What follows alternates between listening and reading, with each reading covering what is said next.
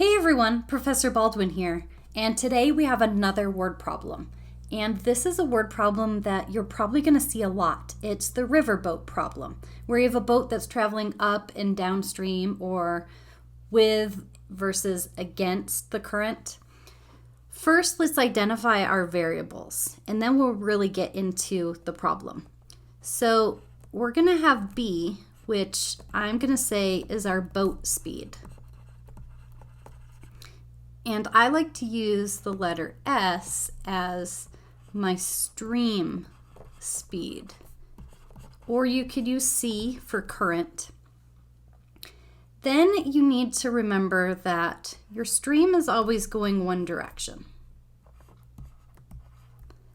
And your boat can go with or downstream. And that means your boat is traveling in the same direction.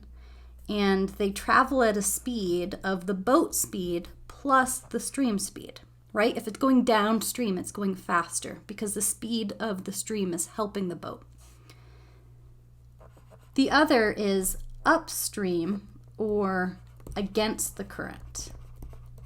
And that would be the boat going the opposite direction. So your speed is the boat minus the stream because the stream is slowing down your boat.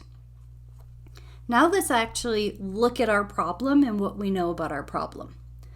A riverboat takes 8 hours to travel 64 miles downstream and 16 hours for the return trip. Find the speed of the current and the speed of the riverboat in still water. So the speed of the current we said is going to be our S, and the speed of the riverboat will be B. So what do we know? We know 8 hours to travel 64 miles downstream. Well, that would be our first scenario. 64 miles in 8 hours.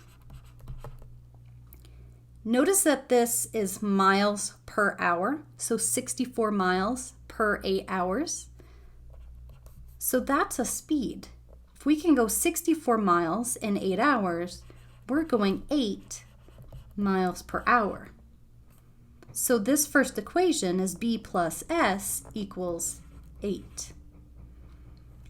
Okay, the second one, 16 hours for the return trip. Well, we know we're going 16 hours. How far are we going? Well, if it's a return trip, the distance has to be the same. So it's still 64 miles. And this tells us a speed of 4 miles per hour. 64 divided by 16. So the speed of the boat minus the stream is 4.